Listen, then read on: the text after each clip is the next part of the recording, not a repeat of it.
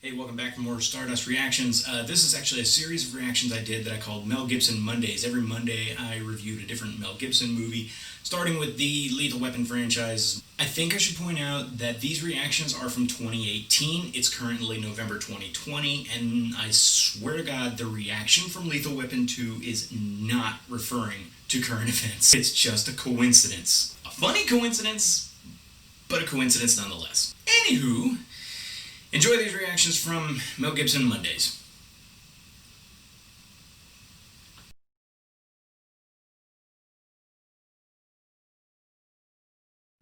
So I think I'm going to start doing Mel Gibson Monday reviews. And first off, we're going to do Lethal Weapon. I've actually been working my way through this series again. Haven't seen it in so long. This movie in particular is just so full of cop cliches, like the whole "I'm getting too old for this shit."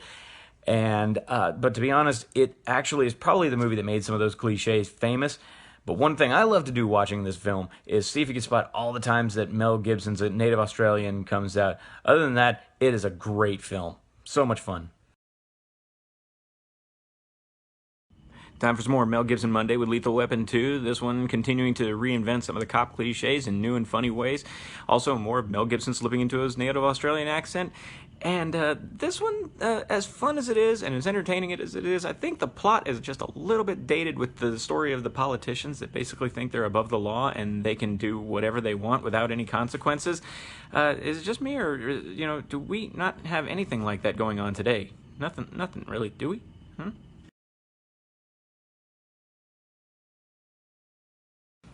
Time for another Mel Gibson Monday, and we get more of Mel Gibson's Australian accent. We get more of the cop cliches, particularly Danny Glover saying his countdown to retirement, and we get the introduction of Rene Russo's character, who I think is just absolutely freaking hot and kick-ass. Seriously, my one criticism about this movie, I think Joe Pesci's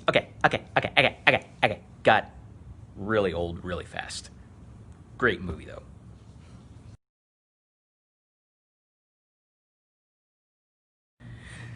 Mel Gibson Monday, and it's time for the last of the Lethal Weapon movies. Chris Rock joins the cast and basically just becomes another version of Joe Pesci's character. Kind of annoying. Yeah. Still, you'd think after 4 movies and God knows how many other American films, Mel Gibson would be able to get rid of that Australian accent, but yet occasionally you still hear him slip into it. I can't believe it. I really thought I wasn't going to hear it in this film. Still, fun movie.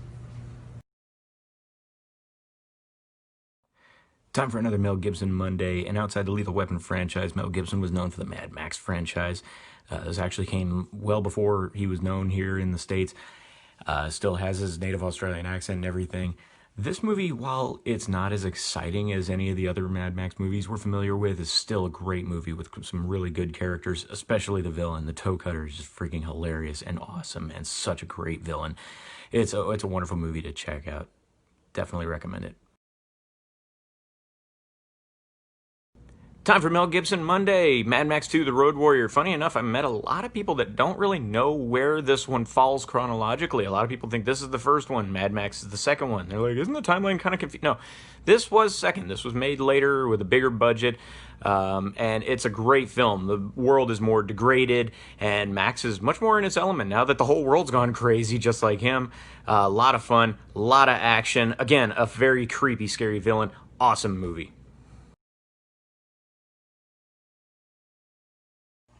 Mel Gibson Monday time, Mad Max Beyond Thunderdome, third in the franchise, and in my opinion, probably the weakest of the 3. Not saying it's a bad film, just drags a little in the second act. I love the characters in it. Max is still a great character. Tina Turner's character is fantastic, and I love Master Blaster and all of Bartertown.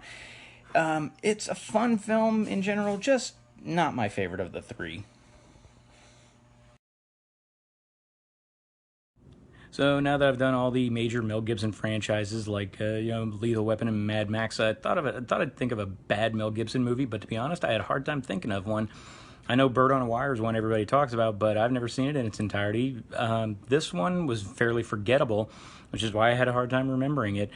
It's not that great of a story. It's fairly, reminded me like of something you'd see out of a cheesy 80s sitcom or something. So yeah, not Mel Gibson's finest hour. This week for Mel Gibson Monday, I just happened to see this one on TV the other day, and I'd forgot about this little gem. It's a fun movie, not an intricate plot or anything really complicated, just a great little fun, straightforward adventure story. Really good cameos in this film with some really fun characters that you're never really going to know what to expect from any of them, and a really fun little twist ending. So if you haven't seen this movie, I highly recommend you go check it out. It's just a lot of fun.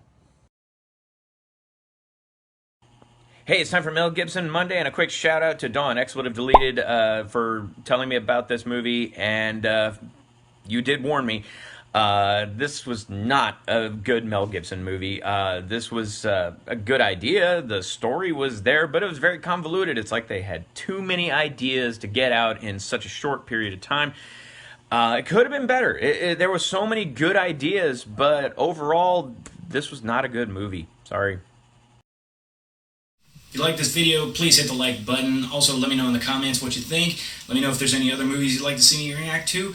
Also, absolutely, download the Stardust app. You can follow me on there and see more of my Stardust reactions. Also, don't forget to subscribe. Hit that bell icon to be notified when new content comes out. I got more stuff coming up, more Stardust reactions, more art school videos. I got a lot of other ideas, maybe for even movie reviews coming out later on. Who knows? Anyways, thanks so much again for watching. Y'all have a good week. Happy Thanksgiving.